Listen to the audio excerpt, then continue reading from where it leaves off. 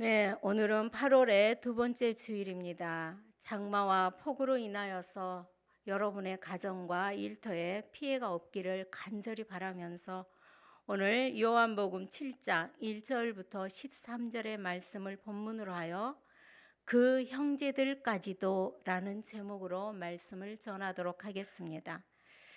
오늘 본문의 1절은 이렇게 시작합니다. 그 후에. 그렇다면 그 이전에 어떤 사건이 있다는 것이겠죠. 바로 6장의 내용입니다. 그 내용을 간략히 설명하자면 예수님께서 오병이어 기적을 행하신 후에 수많은 사람들이 예수님을 추종하고 따랐습니다. 그런데 그들 앞에서 예수님께서는 스스로 자신이 생명의 떡이라고 말씀하자 분위기가 바뀌게 되는 것입니다. 자신의 살과 피를 먹고 마셔야 영생을 누릴 수 있다라고 말씀하시니 무리들의 반응이 달라질 수밖에 없지요. 이제 더 이상 예수님을 임금으로 삼으려 할 그 이유가 사라지자 오히려 유대인들은 예수님에 대해서 비난하며 수군거리기 시작합니다. 심지어 제자들까지도 그 비난과 수군거림에 합세하게 됩니다. 뿐만 아니라 예수님의 말씀이 이해하기 어렵다라며 상당수 따르던 제자들마저 예수님을 떠나간 게 6장의 내용입니다.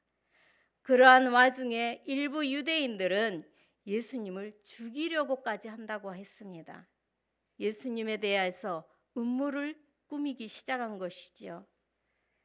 그런데 오늘 본문 1절 말씀을 표면적으로 읽어보시면 우리 예수님께서 죽는 것이 두려워서 유대 지역에 가지 않으신 것으로 오해할 수도 있습니다. 1절의 말씀에 이렇게 되어 있습니다. 그 후에 예수께서 갈릴리에서 다니시고 유대에서는 다니려 아니하심은 이렇게 말씀이 나와 있습니다. 예루살렘에 가셔야 하는데 죽음의 위협이 두려워서 가지 않으셨다라는 생각이 들게 하는 문장입니다. 실제로 2절을 보면은 초막절이 다가오고 있습니다. 유대인들에게 이 초막절은 가을 추수를 기념하는 중요한 절기입니다. 레위기 23장의 기록을 보면은 이 절기에 이스라엘 사람들은 초막을 치고 7일 동안 생활했습니다. 그것은 무엇을 기념하기 위해서입니까? 바로 이스라엘을 출애굽하셔서 광야에서 생활했던 그 의미를 기념하기 위한 절기입니다.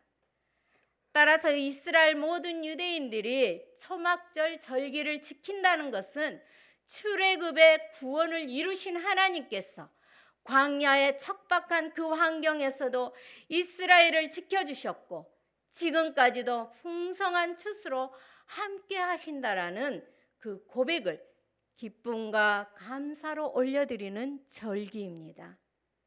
그래서 예수님 당시에는 이 유월절과 오순절과 함께 3대 절기 중 하나가 초막절이었습니다. 따라서 이 절기에 모든 이스라엘 사람들은 예루살렘을 향하여서 모여들기 시작하는 시기가 바로 이때였습니다. 그런데 예수님께서는 초막절에 예루살렘으로 가는 것을 회피하는 듯한 말씀을 하고 계신 것입니다. 유대에서 다니려 아니하심. 그런데 3절 이하에서 예수님과 예수님의 동생들이 나눈 대화를 보면은 이렇습니다. 그 형제들이, 예수님의 형제들이죠. 그 형제들이 예수께 이르되 당신이 행하는 일을 제자들도 보게 여기를 떠나서 유대로 가소서라고 간청합니다. 예수님의 동생들은 자신들의 형님에게 이제 초막절 명절이 다가오니 예루살렘으로 가라고 간청하는 것입니다. 아마도 이러한 간청의 배경에는 앞서서 예수님을 떠났던 수많은 무리들과 제자들이 기억해서일 것입니다. 요한복음 6장에서 기록된 대로 수많은 제자들이, 무리들이 예수님의 그 말씀의 뜻을 이해하지 못하고 어렵다라고 떠났던 배경을 우리는 알 수가 있습니다. 예수님의 동생들은 그렇게 수많은 무리들과 제자들이 따랐던 그 모든 무리들이 사라져버린 그 숫자를 아쉬워하고 있었던 건 아닌가 싶습니다. 예수님을 추종하던 세력들이 약해진 것이 너무 아쉬웠던 것은 아니었을까요? 예수님의 인기가 예전만 못하다고 생각하니 속상했던 것은 아니었을까요? 그래서 4절에서 자신들의 형님에게 형제들은 또 이렇게 조언을 하는 것입니다. 스스로 나타나기를 구하면서 묻혀서 일하는 사람이 없나니 이 일을 행하려 하거든 자신을 세상에 나타내소서라고 말입니다. 이 구절을 살펴보면 예수님의 동생들의 속내를 우리가 꿰뚫어 볼 수가 있습니다. 한마디로 알려지기를 바라면서 숨어서 일하는 경우는 없으니 나쁜 일도 아니고 이렇게 훌륭한 일을 하고 계시니 제대로 세상에 자신을 드러내십시오라고 말씀하는 것입니다. 이런 동생들의 관점에서 보면 초막절은 아주 좋은 기회가 아니고 무엇이겠습니까? 예루살렘에 수많은 인파들이 모여들 것입니다. 그러면 수많은 군중들 앞에서 오병이어의 제2탄을 한 방만 터뜨려 준다라면 게임 끝나는 것이 아니고 무엇이겠습니까? 잃어버린 제자들의 숫자는 다시 회복될 것이고 예수님을 추종하는 그 세력들은 또다시 결집될 것이 자명하지 않겠습니까? 지극히 현실적인 동생들의 속내를 읽을 수가 있습니다. 그런데 이러한 동생들의 요청을 우리 예수님께서는 동생들의 요청에 그 마음에 5절에 보면 그들의 속이 마음이 어떠한지를 알 수가 있습니다. 이러한 간청을 한 동생들, 그 형제들까지도 예수를 믿지 아니함이러라. 그렇습니다. 예수님의 동생들은 예수님을 믿지 않았습니다. 기울어진 가문을 일으킬 희망으로 기대했을 것입니다. 동생들의 앞날을 이끌어줄 수 있는 형님으로 그 가능성을 보고 있었을 것입니다. 한마디로 그들은 하나님의 아들이신 예수를 구원자로 믿은 것은 아니었다라는 것입니다. 이러한 예수님의 동생들의 사고방식은 오늘날 우리를 지배하는 사고방식이기도 합니다. 우리 역시 이러한 방식으로 신앙을 얼마나 애곡되게 이해하며 믿고 있는지 모르겠습니다. 우리는 신앙을, 종교를, 믿음을 어떠한 영향력으로 생각하는 경우가 너무나 많습니다. 물론 세상 가운데 선한 영향력을 보여주자는 것은 참으로 좋은 말이겠지요. 틀린 말이 아닙니다. 지금도 설교 강단에서 종종 그러한 이야기가 들려오곤 합니다. 다음 세대를 잘 키워서 지구촌을 섬기는 영향력이 있는 기독교 인재를 양성하자고 말입니다. 좋은 신앙인 중에서 훌륭한 정치인이 나와서 정치를 새롭게 해야 된다라고 말합니다. 훌륭한 기업인이 나와서 경제를 새롭게 일으키면 좋겠다라고 말합니다. 훌륭한 연예인이 나와서 방송 연예계를 새롭게 선도하였으면 좋겠다라는 바람도 있습니다. 훌륭한 운동선수가 나와서 스포츠계를 새롭게 하였으면 좋겠다라는 기도도 합니다. 훌륭한 학자가 나와서 학문의 세계를 새롭게 열어갔으면 좋겠다라는 이러한 세상에 거룩한 영향력을 끼칠 수 있는 사람이 우리 성도 가운데서 일어나자고 부르짖는 메시지가 여전히 울려대고 있습니다. 이렇게 세상 가운데 선한 영향력을 끼치면 힘도 생기고 돈도 생기고 명예도 생기고 숫자도 늘어나고 규모도 커지고 그렇게 기독교 왕국을 세울 수 있다라고 믿는 사람들이 있다라는 것입니다. 여러분, 이런 기독교의 선한 영향력에 대해서 어떻게 생각하십니까? 저는 복음의 선한 영향력을 세상 가운데에서 분명히 행사해야 한다라고 하는 중요성을 실감하고 있습니다. 정말 훌륭한 크리스찬 지도자들이 사회 곳곳에서 멋지게 쓰임받기를 오늘도 간절히 기도하고는 기도의 제목이기도 합니다. 그러나 한편으로는 이러한 슬로건이 두렵습니다. 오늘 본문에 의하면 세상에 선한 영향력을 보여주자 하는 이 외침이 과연 성경의 진짜 핵심 메시지인가 두렵습니다. 그저 예수님을 믿지 않았던 예수님의 동생들과 같지는 않은가 두렵습니다. 지금 현실을 봐도 그렇습니다. 우리 기독교인이 선한 영향력을 세상에 보여주자고 부르짖는 것이 한두 해가 아닙니다. 오랜 시간 바로 우리 모두들의 외침이었고 우리 자녀들을 향한 기도 제목이었고 지금도 우리가 그렇게 기도하고 있는데 왜 교회는 지금 비판의 항복판에 있을까요? 왜 교회는 매일 손가락질과 조롱을 당하고 있는 걸까요?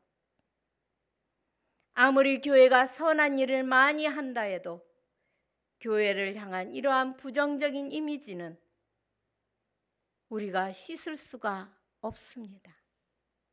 알고 보면 한마디로 교회의 선한 영향력이라 하는 것이 오히려 교회를 우습게 만들고 있는 건 아닌가 되돌아보아야 할 때인 것 같습니다.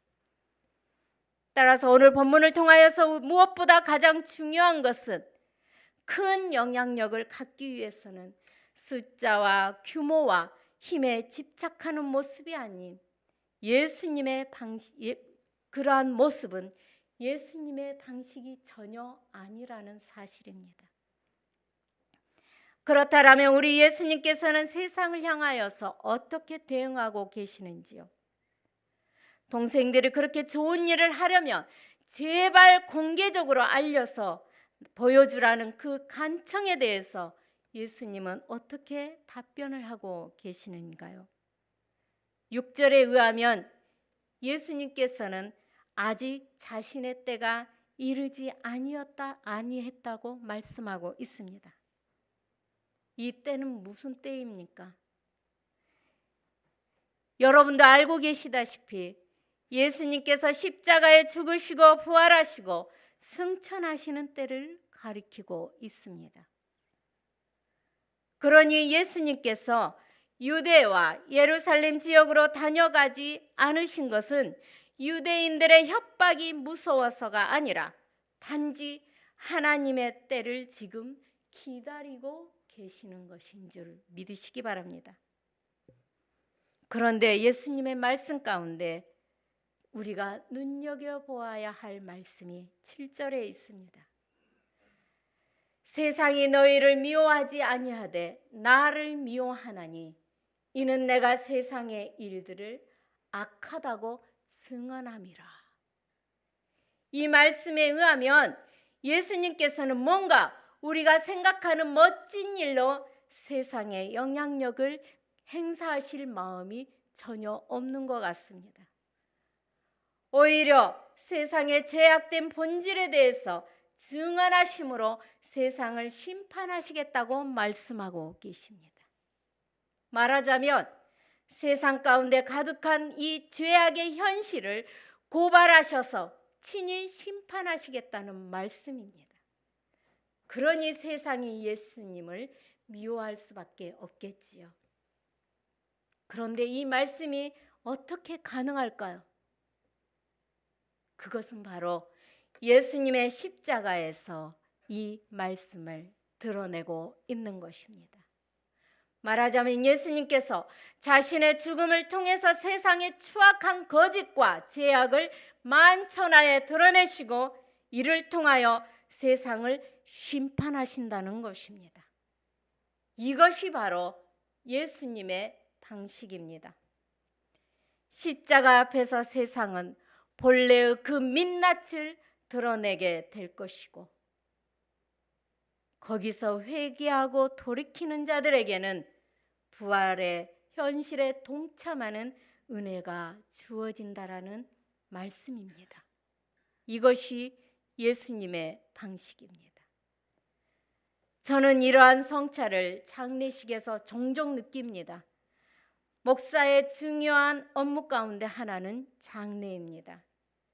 그런데 장례식을 자주 다니다 보면은 장례식이 마치 심판의 자리처럼 느껴질 때가 있습니다. 죽은 자에 대한 심판이 아닙니다. 오히려 살아있는 자들이 심판을 받는 자리입니다. 아직 살아있는 자들이 지난 날을 돌아보는 성찰과 심판의 자리, 동시에 남겨진 앞으로의 시간들을 어떻게 살아가야 할지를 다시 새롭게 다짐해야 하는 자리가 바로 장례식입니다. 특히 유족들의 우애가 좋은 경우와 그렇지 못한 경우 분위기는 전혀 다르지요. 장례식장 공기가 한마디로 다릅니다. 그러한 가운데 고인의 음성이 울리는 듯한 경험을 하게 됩니다. 남겨진 형제들과 자녀들을 향해서 뭔가 전하고 싶은 메시지가 있는 듯한 분위기를 그 장례의 공기를 통하여서 느낄 수가 있습니다. 김환 작가의 죽은 자의 집 청소라는 책이 있습니다. 이 책의 저자는 죽은 자가 남긴 것을 청소하는 일을 하는 분이셨습니다. 고인의 몸에서 나온 체액에 쩔어 있는 매트리스, 죽음의 냄새가 가득한 방 안 공기와 벽지, 그 방을 외면하는 가족들, 압류 딱지, 전기세 미납 고지서, 전기 공급 중단 통지서, 쓰레기 더미들, 배설물들, 이 모든 것을 치우고 완전히 빈 공간으로 만드는 일을 하십니다. 그 공간에서 새로운 삶이 시작될 수 있도록 죽음의 냄새를 완전히 빼내는 일이지요. 이 책을 읽으면서 그런 생각이 들었습니다. 죽은 자가 머물던 공간에는 살아있는 자들을 향한 심오하고 비장한 메시지가 있다라는 사실 말입니다. 살아있는 우리들에게 잘 살라고 호소하는 심판의 소리가 들리지 않겠습니까? 우리 주님은 바로 그 일을 십자가의 죽음으로 행하셨습니다. 십자가의 죽음은 세상의 부조리와 인생의 혼란스러움과 허무함과 막막함과 죄악과 덧없음을 모두 고발합니다. 심판합니다. 그렇기에 십자가의 길은 세상 가운데 선한 영향력을 과시하듯 보여주는 것이 결코 아닙니다. 숫자와 규모와 힘으로 드러내는 방식이 절대 아닙니다. 그저 죽은 자의 공간처럼 은밀하게 찾아가는 방식입니다. 바로 그러한 이유 때문에 우리 예수님은 초막절을 맞아 예루살렘을 가시되 은밀하게 가셨습니다. 그 형제들이 명절에 올라간 후에 자기도 올라가시되 나타내지 않고 은밀히 가시니라. 그렇습니다. 길이요 진리요 생명이신 예수님은 그렇게 은밀하게 예루살렘으로 올라가셨습니다. 우리가 이 사실을 기억하셨으면 좋겠습니다. 오병이어 기적처럼 많은 대중들 앞에 공개적으로 복음을 드러낼 때도 있습니다. 그러나 복음의 역사가 진정으로 드러나는 자리는 나타내지 않고 은밀하게 인 경우가 훨씬 더 많습니다. 코로나로 인해 완전히 새로운 도전을 맞이한 우리들은 복음에 대한 생각도 바뀌어야 할 것입니다. 세상을 향해 더 큰 규모와 숫자와 힘을 과시하려는 예수님의 그 동생들의 사고방식이 아니라 나타내지 않고 은밀하게 십자가의 길을 걸어가신 우리 주님의 길을 우리도 은밀하게 따라가기를 주님의 이름으로 축원합니다. 바로 그 길을 걷는 우리 모두에게 주님이 함께 동행하시며 선한 영향력을 끼치도록 일하실 것입니다. 기도하겠습니다. 사랑하는 예수님, 예수님의 동생들이 가졌던 사고방식이 오늘 우리의 모습과 동일함을 고백합니다.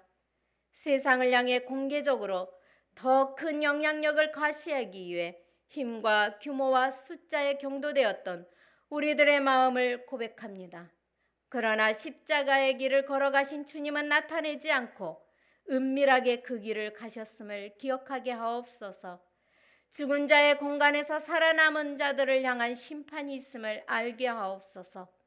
그리하여 우리도 예수님의 동생들처럼 여전히 숫자와 규모에 대한 동경에서 벗어나 은밀하게 주님의 십자가를 따라가게 하여 주옵소서. 거룩하신 예수 그리스도의 이름으로 기도합니다. 아멘.